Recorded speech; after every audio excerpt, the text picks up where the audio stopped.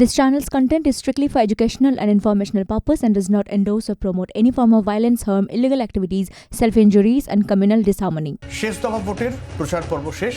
এবার কন্যাকুমারীর বিবেকানন্দ রকে ধ্যানে প্রধানমন্ত্রী। তার আগে ভগবতী আম্মান মন্দিরে পুজো দিলেন।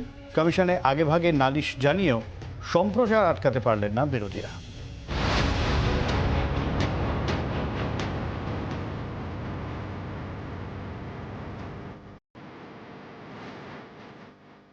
বৃহস্পতিবার শেষ হলো দীর্ঘ আড়াই মাসের প্রচার পর্ব।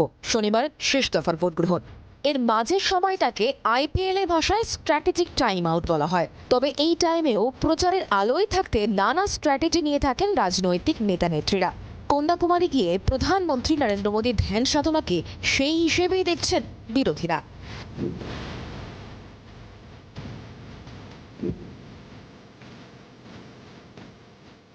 প্রচারের শেষ দিন তামিলনাড়ুর কন্যাকুমারীতে যান প্রধানমন্ত্রী। সেখানে ভগবতী আম্মান মন্দিরে পুজো দেন। এরপর বিবেকানন্দ রকের ওপর ধ্যানে বসছেন, যা আগামী শনিবার বিকেল পর্যন্ত চলবে বলে প্রধানমন্ত্রী দপ্তর সূত্রে খবর। বঙ্গোপসাগর, আরব সাগর এবং ভারত মহাসাগরের সংযোগস্থলে থাকা এই শিলায় বসেই ধ্যান করেছিলেন স্বামী বিবেকানন্দ। শেষ দফার ভোটের আগে ধ্যানমগ্ন মোদীর ছবি যাতে প্রকাশ্যে না আসে, তার জন্য আগেভাগেই নির্বাচন কমিশনে দরবার করে কংগ্রেস। ধ্যানের নামে প্রচারে থাকার অভিযোগে মোদীর বিরুদ্ধে সরব হয় তৃণমূল সহ অন্য বিরোধী দলগুলিও।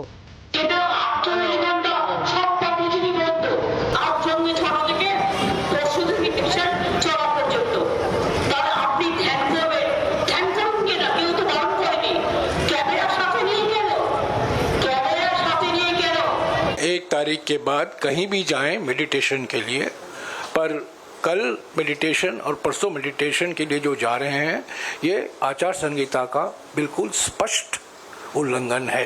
ये हमने चुनाव आयोग को अवगत कराया है। লোকসভা নির্বাচনে প্রচার শেষে মোদীর আধ্যাত্মিক সফর অবশ্য নতুন নয়। এর আগে 2014 লোকসভা ভোটের প্রচার শেষে তিনি কেদারনাথ গিয়েছিলেন। 2019 সালে গিয়েছিলেন মহারাষ্ট্রের প্রতাপগড় দুর্গে।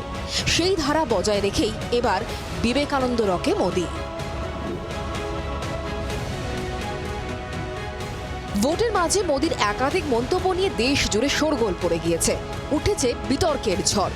সম্প্রতি একটি টিভি চ্যানেলকে দেওয়া সাক্ষাৎকারে প্রধানমন্ত্রী বলেন, মহাত্মা গান্ধীর জীবন ও রাজনৈতিক ও সামাজিক দর্শন নিয়ে তৈরি সিনেমার কারণেই বিশ্ব তাকে চিনতে পেরেছে।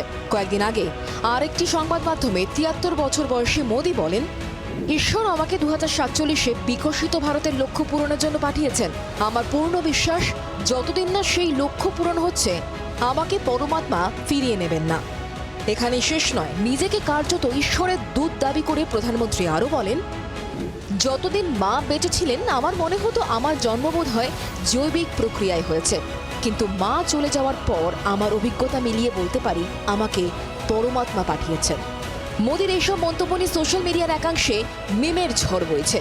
কটাক্ষ করতে ছাড়ছেন না বিরোধীরাও। প্রধানমন্ত্রীকে খোঁচা দিয়ে তৃণমূল নেত্রী মমতা বন্দ্যোপাধ্যায় বলেন, একজন বলছেন তিনি দেবতাদের ঈশ্বর, একজন নেতা বলেছেন ভগবান জগন্নাথ তার ভক্ত। তিনি যদি ভগবান হন তাহলে ভগবানের রাজনীতি করা উচিত নয়। আমরা একটি মন্দির তৈরি করব, সেখানে পুজো করব। তিনি যদি চান তবে আমরা তাকে ধোকলাও দেব। 1991 সালের 11ই ডিসেম্বরে তোলা এই ছবিটি কয়েকদিন ধরেই সোশ্যাল মিডিয়ায় ঘুরছে। সেদিন কন্যাকুমারীর বিবেকানন্দ রক মেমোরিয়াল থেকে একতা যাত্রা শুরু করেছিল বিজেপি। ছবিতে থাকা মুরলী মনোহর যোশী আর রাজনীতির বৃত্তে নেই, তবে রয়ে গিয়েছেন দুই নরেন। ব্যুরো রিপোর্ট, জি 24 ঘন্টা। বাংলার আওয়াজ, বাঙালির আবেগ, জি 24 ঘন্টা।